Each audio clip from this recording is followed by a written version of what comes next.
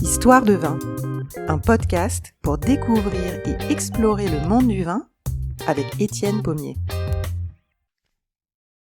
Bonjour à toutes et à tous. Aujourd'hui, je vous emmène à la découverte de l'un des vins les plus singuliers, les plus envoûtants et les plus complexes au monde.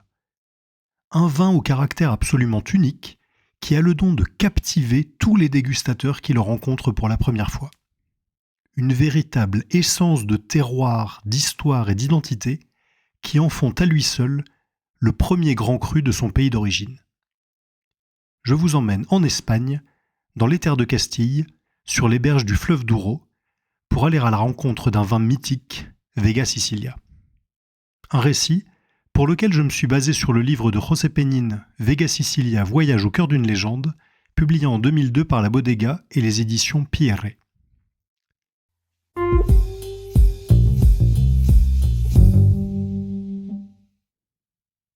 Espagne, XIIe siècle. Une troupe de moines avance péniblement sur un sentier caillouteux, battu par le vent sec des plateaux ibériques. Ils portent la robe de bure en laine écrue, ajustée par une corde nouée à la taille, et de grandes capes couvrent leurs épaules. Cela fait des mois qu'ils marchent depuis la lointaine Bourgogne, galvanisés par les prêches du leader de leur ordre, Bernard de Clairvaux, dans le but de venir fonder un monastère sur ces terres reconquises au califat de Cordoue par les royaumes chrétiens depuis à peine 2 siècles. Voilà plusieurs semaines qu'ils longent le cours du fleuve Douro, et depuis qu'ils ont traversé la Rioja et les montagnes de la Sierra de Urbión où il prend sa source, ils avancent sur un large plateau aride à plus de 700 mètres d'altitude, où quelques familles de colons se sont réinstallées depuis la reconquête. Au cœur de cette plaine alluviale, Vega en espagnol, ils atteignent le village de Valbuena, en face duquel les habitants ont érigé une église en l'honneur de Sainte Cécile. La plaine de Sainte-Cécile, la Vega de Santa Cecilia, un nom qui deviendra Vega Sicilia dans la première mention écrite du domaine en 1577. Les cisterciens fondent le monastère de Sainte-Marie de Valbuena et le font prospérer au cœur de cette région que l'on appelle désormais la Castille. À l'époque, le domaine de Vega Sicilia que se disputent le monastère et la commune de Peñafiel à laquelle il est rattaché est dédié à la culture céréalière et à l'élevage, et il faudra attendre le milieu du XIXe siècle pour y voir apparaître les premiers ceps de vigne. De 1841 à 1848, un propriétaire foncier basque rachète peu à peu les 2000 hectares du domaine au marquis de Valbuena, et c'est son fils, Don Eloy Lecanda y Chavez, qui va y planter un vignoble. Il a voyagé en France, et notamment à Bordeaux, où il a découvert les grands vins qui allaient bientôt être primés dans le classement de 1855. Des vins produits sur des terres qui étaient encore marécageuses un siècle auparavant. Don Lecanda veut aussi tenter sa chance avec la vigne, à l'origine pour produire du brandy. Et il ramène avec lui 18 000 sarments de Cabernet Sauvignon, de Carmenère, de Merlot, de Malbec et même de Pinot Noir, qu'il plantera en même temps que le Tinto Fino, cépage dominant de la Rioja, principale région viticole d'Espagne à l'époque, et qu'on connaît mieux aujourd'hui sous le nom de Tempranillo. En 1864, l'activité viticole commence, et pendant 2 décennies, le domaine se développe, et les vins élaborés chez Vega Sicilia commencent à gagner en notoriété. Mais en 1888, à cause de nombreuses dettes et d'une mauvaise gestion, Don Lecanda est forcé à vendre le domaine, qui va passer de main en main pendant 2 décennies, mais sans que cette instabilité n'empêche le développement de la cave et des vins. En 1905, un producteur de la Rioja, Cosme Palacio, qui loue le domaine et la cave auprès de la famille Herrero, alors propriétaire, fait venir un maître de chai basque pour qu'il l'aide à développer les vins. Depuis un quart de siècle, la Rioja a été témoin de l'afflux de vignerons bordelais venus faire du vin de l'autre côté des Pyrénées pour échapper aux ravages du phylloxéra en France. Et les Espagnols se convertissent peu à peu à ces nouvelles techniques.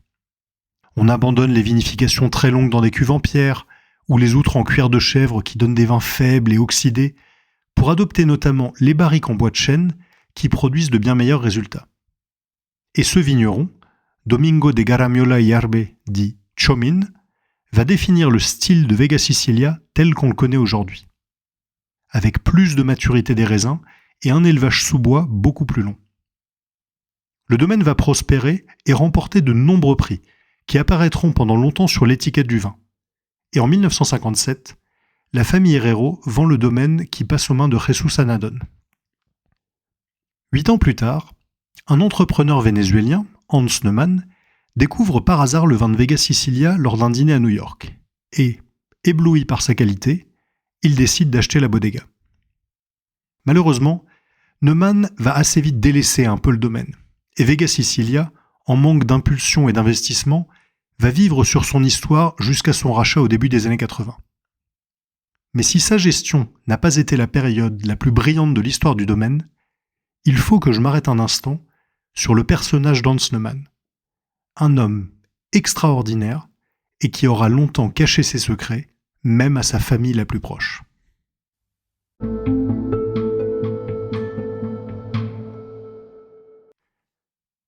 Nous sommes en septembre 2001, à Caracas, et l'entrepreneur Hans Neumann, fondateur du groupe Corrimon, poids lourd de l'industrie chimique, vient de mourir. Philanthrope, mécène et grand collectionneur d'œuvres d'art, l'homme d'affaires comptait parmi les figures majeures de la capitale vénézuélienne. Avant sa mort, Neumann avait donné des instructions très précises à sa secrétaire pour que les archives, notes et papiers qui s'empilaient dans tous les coins de son bureau, devenu un véritable capharnaüm vers la fin de sa vie, soient brûlés. Aussi, quand sa fille Ariana vint chez lui après les obsèques, elle qui s'était bloquée 2 semaines pour trier tous les documents de son père, elle trouve son bureau étonnamment rangé et vidé, à l'exception d'une petite boîte. Cette boîte, dont son père avait expressément demandé qu'elle soit transmise à sa fille, elle l'avait déjà vue une fois, quand elle avait 9 ans, en jouant dans la grande maison de Caracas, avant que son père ne lui prenne des mains sans dire un mot, ni répondre à aucune de ses questions. Depuis, elle ne l'avait plus jamais revue jusqu'à ce jour de septembre 2001. Ariana ouvre la boîte, et au milieu des papiers et des photos un peu jaunies, elle trouve une carte d'identité de couleur rose, datée d'octobre 1943 à Berlin, et estampillée d'un timbre à l'effigie d'Adolf Hitler. Le nom sur la carte, Jan Sebesta. Ce nom, elle ne l'a jamais vu ou entendu auparavant. Mais elle reconnaît sans difficulté l'homme sur la photo. C'est son père. Neumann était un homme secret qui compartimentait sa vie, et s'il partageait de nombreux moments avec ses enfants, il ne s'ouvrait jamais vraiment et ne parlait pas beaucoup. Dès l'adolescence, ses propres enfants devaient prendre rendez-vous pour avoir un entretien avec lui. Et Ariana va bientôt comprendre, tout au long d'une enquête qu'elle va mener pendant des années avec minutie, que cette distance était en fait un mécanisme de défense face à un passé très douloureux. Hans Neumann était né en 1921 dans une famille juive de Tchécoslovaquie, et quand l'armée allemande envahit le pays, le jeune Hans et sa famille, qui menaient jusque-là une vie insouciante, doivent faire face à la barbarie nazie. Dénonciations, interrogatoires, emprisonnements, déportations. La plupart des membres de sa famille sont victimes de la Gestapo et des SS. Et après avoir refusé de se présenter à la gare de Prague, où il était convoqué pour déportation par le ticket numéro 449 à son nom, Neumann prend une décision complètement folle. Selon un proverbe tchèque, l'obscurité la plus sombre est celle juste derrière la bougie. Eh bien, en 1943, Neumann, qui, circonstance heureuse pour lui, n'est pas circoncis, va changer de nom, se faire passer pour un chrétien tchèque et déménager à Berlin pour se cacher en pleine lumière, là où personne ne penserait à le chercher. Il connaît la chimie et va travailler durant toute la guerre comme ingénieur pour une société allemande en reniant sa propre identité pour échapper à ses bourreaux. 25 membres de sa famille périront pendant l'Holocauste, dont ses parents, assassinés à Auschwitz. Cette quête de mémoire et d'identité, Ariana Neumann va la mener pendant 20 ans.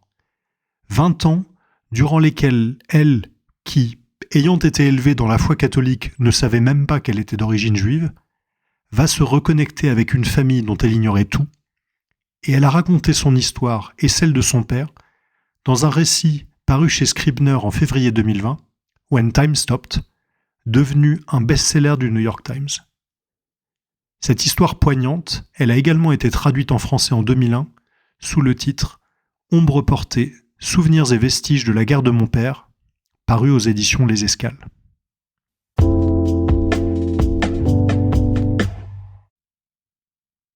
En 1982, l'entrepreneur castillan David Alvarez rachète Vega Sicilia à Neumann. Né dans un petit village de 500 habitants dans les montagnes de Castille, Alvarez a fait fortune en fondant une entreprise de nettoyage qui deviendra une multinationale comptant aujourd'hui plus de 80 000 collaborateurs à travers le monde et un chiffre d'affaires de plus de 2 milliards d'euros. Après avoir pris le contrôle de Vega Sicilia, il se lance dans une grande campagne d'investissement et de modernisation du domaine qui en avait bien besoin, et il confie la gestion à son fils Pablo en 1985. Sous sa direction, la propriété va se moderniser, raffiner ses méthodes de viticulture et de vinification pour faire de Vega Sicilia l'un des plus grands producteurs du monde. Les ventes se développent, tant sur le marché domestique qu'à l'étranger, et permettent à la propriété de continuer à investir, notamment pour construire sa propre tonnellerie. Si d'autres producteurs comme Lopez de Heredia en Espagne ou Château Margaux à Bordeaux ont des installations de tonnellerie qui leur permettent de fabriquer ou de réparer des barriques, Vega Sicilia est le seul producteur de vin, à ma connaissance, qui soit autosuffisant pour son approvisionnement en fûts. Dans les années 2000, le domaine va de nouveau faire les unes des journaux espagnols, mais pas pour les bonnes raisons. Sur fond de désaccords entre les 7 enfants et leur père, 2 fois veuf à l'occasion de son remariage avec l'une de ses secrétaires, la famille va se déchirer dans une bataille judiciaire digne d'une série télé qui va durer pendant des années. Publiquement, le point culminant de ce feuilleton familial a lieu à l'occasion de la fête des 150 ans du domaine en 2014. Pour célébrer cette date historique, le domaine a prévu d'inaugurer ses nouvelles installations devant plus de 700 invités venus du monde entier, parmi lesquels de nombreuses personnalités du monde du vin, de la politique, des affaires ou du spectacle. Bien qu'il ne se soit pas parlé depuis des années, Pablo Alvarez envoie une invitation à son père. Mais non seulement celui-ci refuse l'invitation, mais il organise de son côté une autre fête, le même jour, avec beaucoup des mêmes invités, dans sa propriété madrilène, pour célébrer son anoblissement par le roi Juan Carlos. Et aux invités, gênés par cette double invitation, Pablo Alvarez ne peut que répondre « On peut que s'excuser pour le comportement de notre père. C'est incroyable ce qu'il a fait. » David Alvarez Díez décédera l'année suivante, le 26 novembre 2015, à l'âge de 88 ans, et la famille finira par parvenir à un accord devant la justice.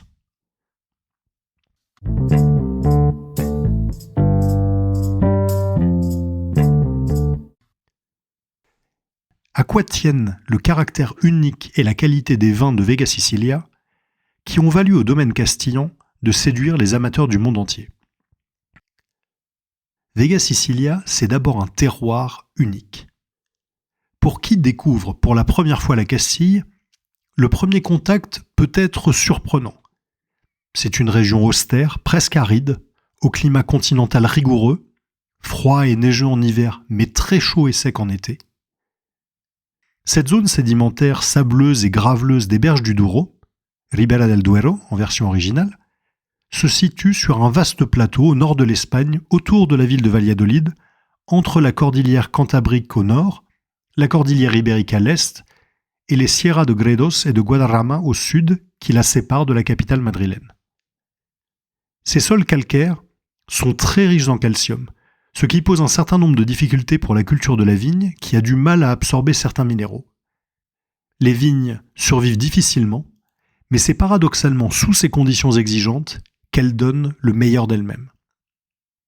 Le cépage le mieux acclimaté à ces conditions et le plus répandu dans l'appellation et sur le domaine est le Tempranillo, variété emblématique de l'Espagne que l'on retrouve dans de très nombreuses régions de la péninsule ibérique. Le Tempranillo, qu'on appelle ici Tinto Fino, est un cépage de cuve rouge assez versatile, aux arômes marqués de fruits rouges et notamment de fraises, à l'intensité colorante assez importante, est capable de produire des vins avec à la fois beaucoup de tanins et d'acidité.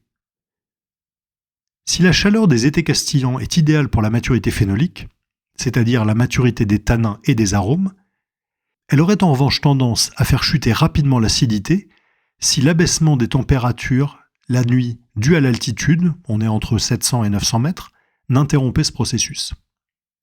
Il en résulte un vin d'une grande concentration, avec des tanins et des arômes bien mûrs, parfois au bord de la surmaturité, mais qui conserve une trame acide fine, équilibrant parfaitement l'ensemble. Quant à l'autre élément essentiel pour comprendre la nature et le caractère des vins de Vega Sicilia, c'est le bois.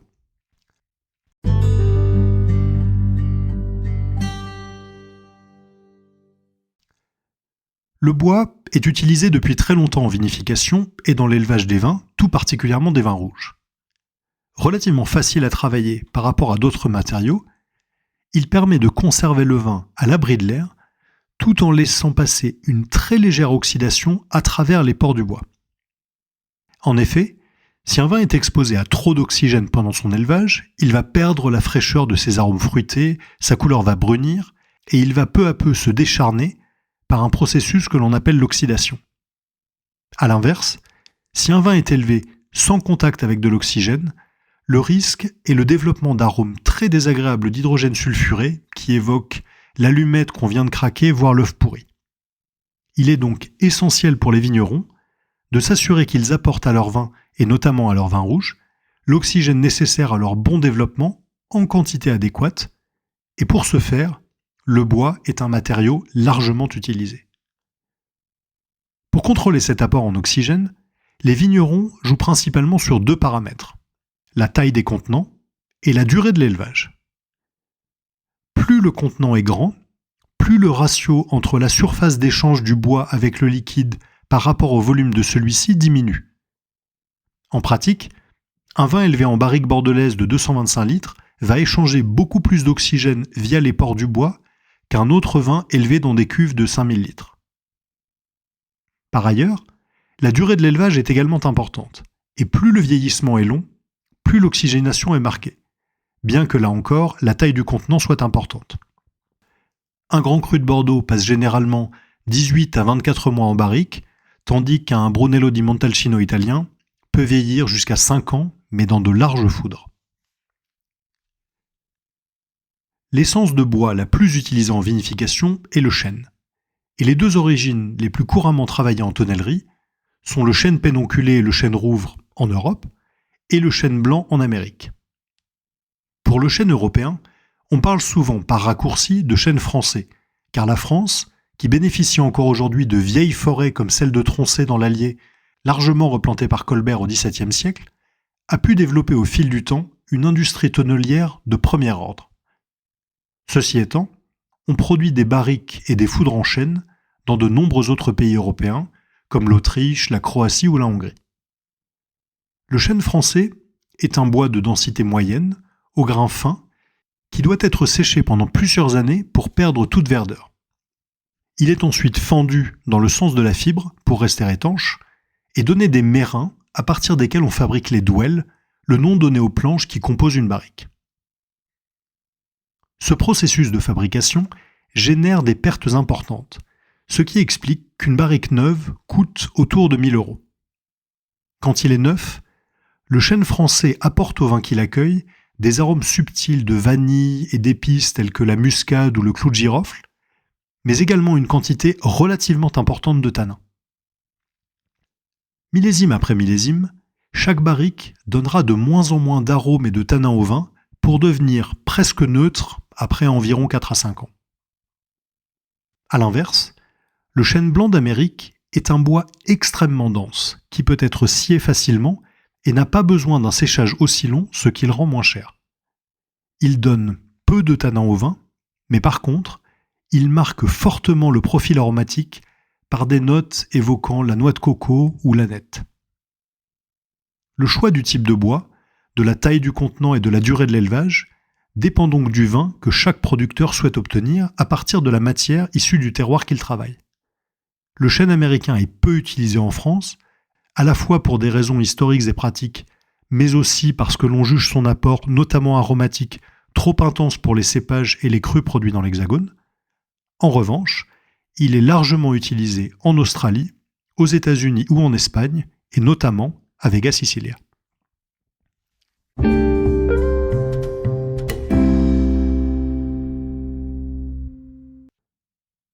Le vin emblématique de Vega Sicilia est un assemblage de 80% de Tempranillo et de 20% de Cabernet Sauvignon qui fermente dans de larges cuves en bois de 7000 à 20 000 litres pendant 10 à 12 mois.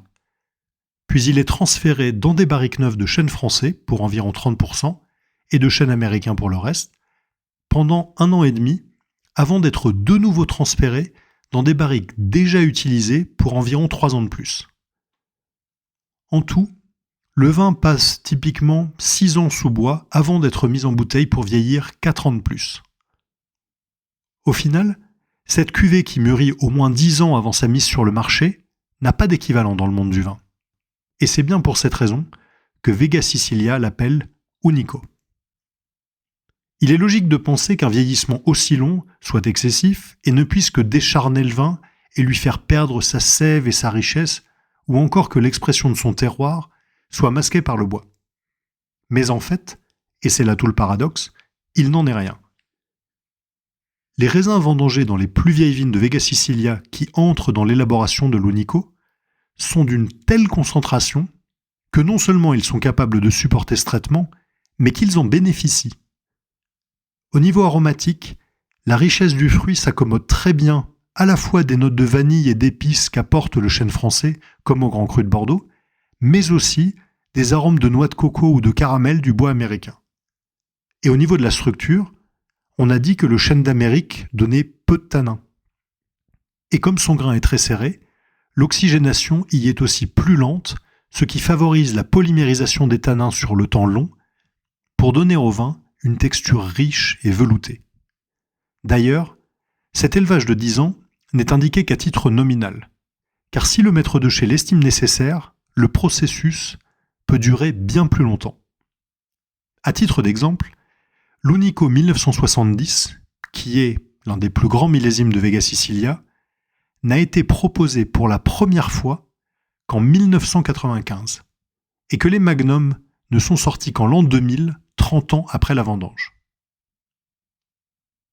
Pour toutes ces raisons, Unico est un vin à nul autre pareil, doté d'une gamme aromatique extrêmement complexe, alliant les fruits rouges et noirs aux épices, à la terre chaude, aux herbes sèches, avec des nuances de cake anglais, de réglisse, de pruneaux, flirtant avec la surmaturité. Le palais est à la fois riche et caressant, mais il garde toujours la fraîcheur du terroir de la Ribera del Duero et le grain presque crayeux de ses tanins. Et s'il est déjà prêt à boire à sa sortie, chaque millésime d'Unico, déjà accoutumé au temps long par son élevage, possède un grand potentiel de vieillissement. La Bodega élabore aussi un autre vin à base de Tempranillo et de Merlot qui ne vieillit que 5 ans, mais offre déjà un délicieux aperçu de la production du domaine, la cuvée Valbuena.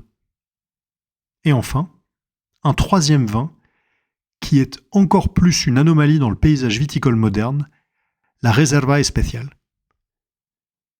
Il s'agit d'un assemblage de plusieurs millésimes d'Unico, d'au moins 10 ans d'âge, et qui peut marier des vendanges séparées par plus de 30 ans, dans le seul but de produire l'expression la plus complète, la plus harmonieuse et la plus aboutie du terroir de Vega Sicilia.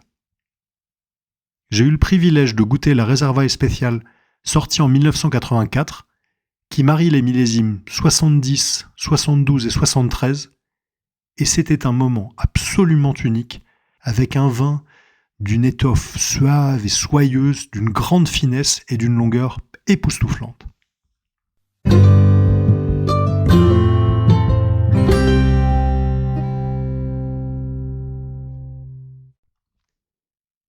Dans la vie d'un amateur de vin, il y a des rencontres qui vous marquent, des bouteilles dont vous vous souvenez, et des crus au caractère tellement marqué qu'ils laissent dans votre mémoire et sur vos papilles une empreinte indélébile.